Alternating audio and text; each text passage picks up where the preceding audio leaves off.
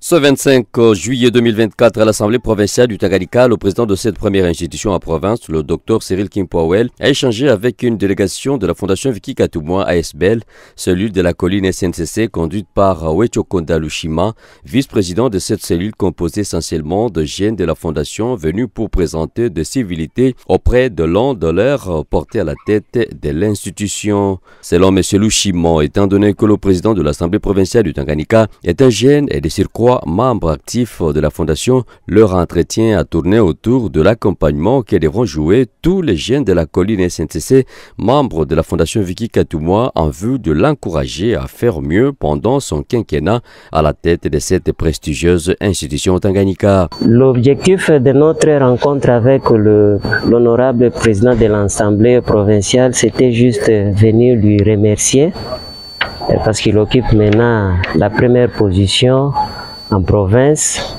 et qu'il fait partie de la fondation Maman Vicky Katumwa. Et il est le pionnier aussi et le noyau même de la cellule jeune colline SNCC. Content de le recevoir dans son cabinet de travail, le Dr Cyril Kimpwawel s'est dit flatté et leur a demandé de s'animer de beaucoup de patience car il n'a jamais arrêté de penser à eux et qu'il devrait lui-même les rencontrer afin de les remercier de vive voix pour le choix porté à sa personne lors des élections de 2023. Que nous soyons toujours solidaires, qu'on ne se laisse pas faire, d'aller toujours en avant, soyons toujours soudés et d'aller plus haut, comme notre slogan le dit toujours.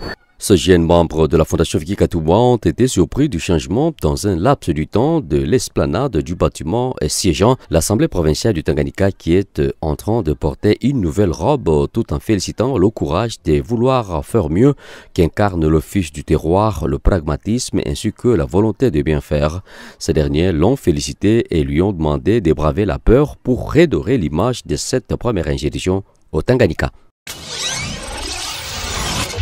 Peu avant ce jeune de la Fondation Vicky Katumwa, le speaker de l'organe délibérant a également accordé son hospitalité aux représentants d'une association sans but lucratif dénommée Association de jeunes pour le progrès du Tanganyika, AJPT, conduite par Léontine Kapi. Ces jeunes sont venus auprès du président pour puiser de sa sagesse afin de conduire à bon port leur association, surtout dans le cadre du développement de leur province pour laquelle son décollage pose de sérieux problèmes depuis son démembrement.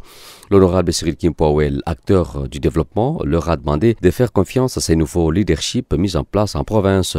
Pour lui, certaines questions que se pose la population seront répondues par les autorités provinciales qui en sont conscientes des difficultés qu'éprouve cette dernière.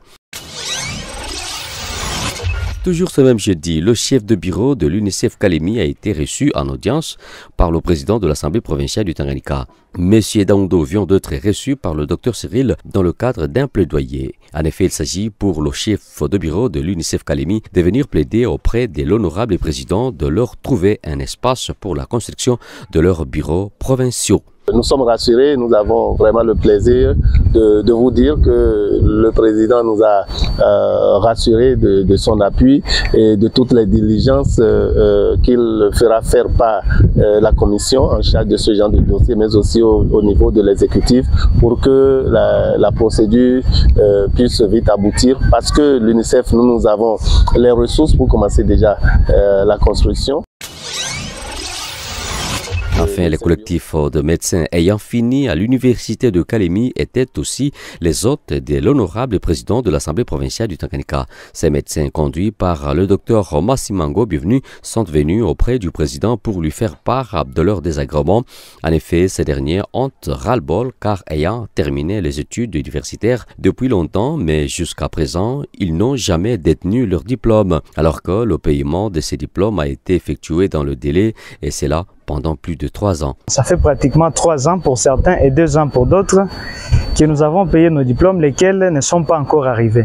Or, comme vous le savez bien, On est médecin bien sûr, mais sans diplôme on ne peut rien. Ces anciens étudiants de l'UNICAL constatent avec amertume la lenteur dans le suivi de ces diplômes par l'UNICAL. C'est la raison de leur présence au cabinet du président de l'Assemblée provinciale du Tanganyika pour lui demander son implication afin qu'ils rentrent dans leurs droits légitimes, ont-ils indiqué. S'il peut s'impliquer, soutenir, donc faire un coup de main à l'université afin que nous puissions avoir nos diplômes. Une promesse ferme leur a été réservée par l'honorable président, d'abord celle de s'entretenir avec les membres du comité de gestion pour avoir une idée d'ensemble et puis savoir à quel niveau ça bloque.